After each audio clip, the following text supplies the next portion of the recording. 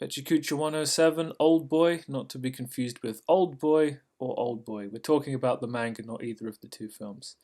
I got all of the volumes that it consists of, which is 8 out of the library with the exception of 4. I just wanted to see what it was like because, you know, the film is one of my favorite films ever. But I did actually do one bit of drawing this week, a daily sketch of Gambit over the course of an hour. Gambit's super cool, awesome dude. It's a good picture. I don't. I mean, is it Len or you? I don't know. Probably not. Whenever I name an artist, I'm wrong. That's how it typically works with these things. But I also read Sherlock Holmes in the Necronomicon because that was in the library too. I thought, what happens if you combine one of the most rational, if not the most rational mind in fiction or popular fiction with outright ghouls and ghosts and goblins, and the result is about it's what you'd expect. But the artwork, I picked it up because of the cover art. The inside art's pretty good too, especially the penciling. I'm not especially bowled over by the quality of the colouring, and I think the speech bubbles. I think the graphic design element's a bit weak. Like the narrative boxes are the same as the thought boxes. It's just lazy. So at the start of the comic, Sherlock Holmes sees something he knows to be impossible, and he takes it in his stride because reasons. But no, this entire story is part of a larger story. So he's already seen crazy stuff. Apparently, he's already met vampires and stuff. And guess who the bad guy is? That's right, it's Moriarty, because there's no one else, of course, except in this instance maybe Dracula, because he's met vampires before. Moriarty is back from the dead, but not properly. He needs the Necronomicon so he can come proper back from the dead and, of course, gain magic powers and conquer the world. There's a bit where there's a flashback that goes back 1,000 years or something. Maybe it's 100. It doesn't matter. It's incongruous and it makes no sense. Well, it makes sense, but they should have cut it because it's not. It's superfluous because someone else kind of talks about this, but it's not relevant. It's about the origin of the Necronomicon. This is the information page on the inside of the book. I said this was part of a larger series. I want to know what that series is called. This book does not tell me. I'm not going to Google it because honestly I don't care that much. Sherlock Holmes and magic is as silly as it sounds. Right, anyway, Oldboy the manga. I'll just say it outright. It's pretty bloody good. I read them and I kept reading them because even knowing what happens, the pace and the thinking that goes into the story and how and the art, of course, it's very difficult to stop once you've started. So it's the same premise but slightly different from the film. A man is locked away for 10 years, not 15. He's released. He's not, and then he has to figure out who did it, why they locked him away, and get his revenge.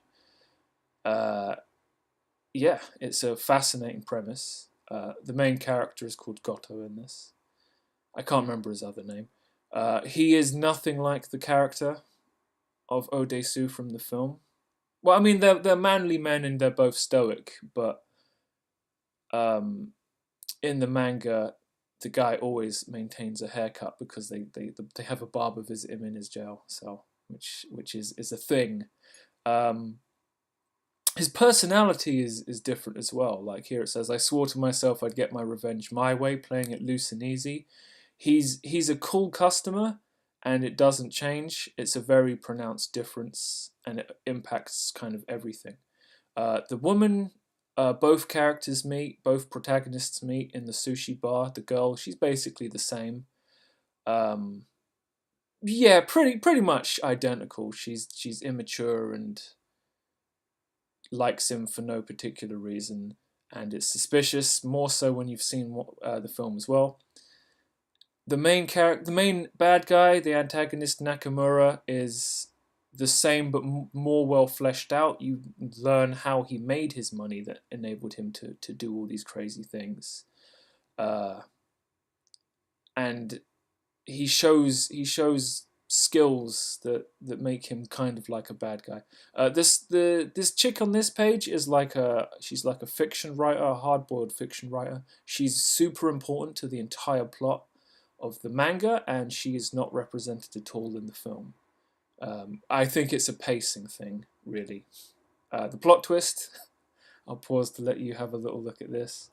The plot twist of the film and the book, the reason why the guy was locked up in the first place, are not the same thing, which meant that I could enjoy both the film and the manga independent of each other, and it doesn't depreciate the other.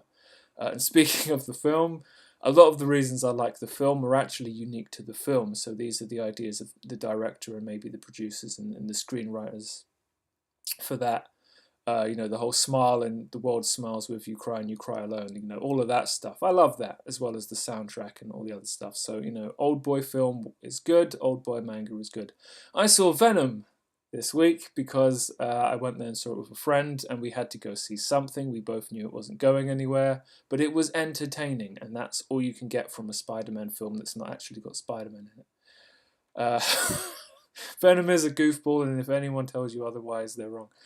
Tom Hardy plays Eddie Brock. Venom is CGI, so we're not going to talk about that. He's got a cool voice actor. Tom Hardy's performance carries this film far more than the bloody action scenes do. When he's going nuts, when he gets infected with the Venom symbiote, that's far more entertaining than the CGI action scenes. And sad clown of the week goes to Joaquin Phoenix as the Joker in the upcoming film The Joker.